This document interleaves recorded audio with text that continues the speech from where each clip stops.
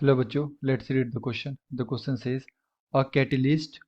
Option one में दे रखा है lower the activation energy, B में दे रखा है changes the rate constant, C में दे रखा है changes the product and D में दे रखा है itself destroy in the reaction. तो आइए बच्चों देखिए इसका करेक्ट आंसर क्या होगा। एंड सबसे पहले हम लोग बात करते हैं की कॉन्सेप्ट। तो बेसिकली क्वेश्चन आया बच्चों कैटलिस्ट से। कैटलिस्ट एंड ये कैटलिस्ट क्या होता है बच्चों, एंड ये क्या करता है, हम लोग सबसे पहले इसे लिखते हैं। It increase it increases the rate of reaction. It increases the rate of reaction by decreasing the activation energy, the activation energy। Okay बच्चों, तो इसे हम लोग बोलते हैं कैटलिस्ट। एंड हम लोग इसे एक ग्राफ से समझते हैं कि कैसे ये एक्टिवेशन एनर्जी को डिक्रीज करता है। सो लेट सपोज हमारे पास एक रिएक्शन है, लाइक रिएक्टेंट से ये प्रोडक्ट जा रहा है एंड हम लोग यहाँ पे कैटलिस्ट यूज किए हैं। तो कैटलिस्ट क्या करता है, रिएक्टेंट से प्रोडक्ट में कन्वर्ट करता है एंड ये डिक्रीज करता है एक्टिवेशन एनर्जी को। सो कैसे होता है ये, हम लोग ग्राफ से समझते हैं। ये हमारे पास लेट सपोज ग्राफ है, यहाँ पे हम लोग लेते हैं progress of reaction, progress of reaction and ये हमारा बच्चों वाई एक्सिस पे एनर्जी। तो जो भी हमारे पास रिएक्टेंट मॉलिक्यूल्स होते हैं इसके पास कुछ मिनिमम एनर्जी होता है ना।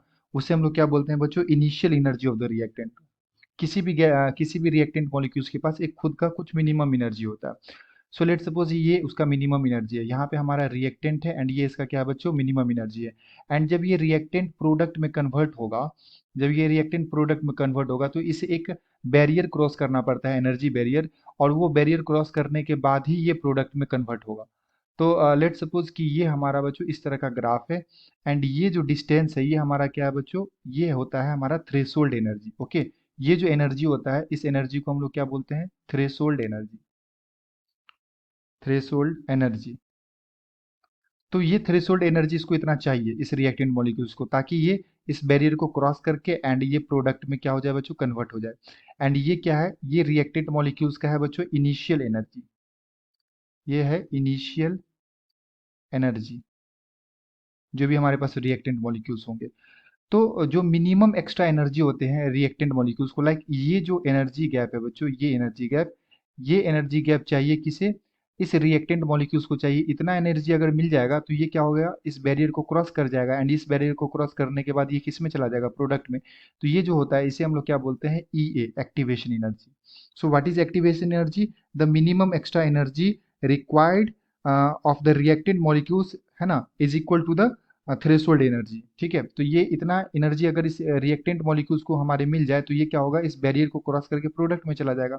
तो ये जो बैरियर होता है बच्चों, इसको क्या कर देता है, ये डिक्रीज कर देता है जब हम लोग कैटलिस्ट डालते हैं। जब हम लोग इसमें कैटलिस्ट यूज कर देंगे तो जो हमारा ग्राफ हो जाएगा वो कुछ इस तरह का होगा बच्चों। ये हो गया हमारा प्रोग्रेस ऑफ रिएक्शन एंड ये हो गया हमारा एनर्जी।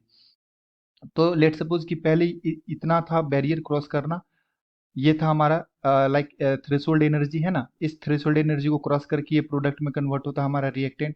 और जैसे ही हम लोग यहाँ पे कैटलिस्ट यूज करेंगे तो ये क्या कर देगा, एक्टिवेशन एनर्जी को डिक्रीज कर देगा। ओके, तो ये हमारा जो ग्राफ हो जाएगा बच्चों, ये पॉइंट, ये क्या हो जाएगा, एक्टिवेशन एनर्जी। कब होगा ये, जब हम लोगों ने क्या किया, कैटलिस्ट इंट्रोड्यूस किया। ओके, तो ये होता है कैटलिस्ट का काम। ये क्या कर देता है, एक्टिवेशन एनर्जी को डिक्रीज कर देता है, जो ये मिनिमम रिक्वायर्ड एनर्जी है ना इसे डिक्रीज कर देता है। ओके, तो अगर मैं यहाँ पे ऑप्शंस की बात करूँ बच्चे, तो ऑप्शन नंबर ए में दे रखा है lower the activation energy, so the appropriate answer is option number A. And B में दे रखा है चेंज द रेट कांस्टेंट, तो ये रेट कांस्टेंट पे कोई फर्क नहीं पड़ता है इससे। चेंज द प्रोडक्ट, प्रोडक्ट पे भी कोई फर्क नहीं पड़ेगा बच्चों। It self destroy in the reaction, तो ये डिस्ट्रॉय नहीं होता है। कैटलिस्ट क्या करता है, पार्टिसिपेट करता है रिएक्शन में एंड देन वापस से वो रिएक्शन के बाद बाहर निकल जाता है। ओके, तो इसका कोई डिस्ट्रॉय नहीं होता है इस रिएक्शन के अंदर। सो the appropriate answer is option number A. I hope you will understood it well. Best of luck.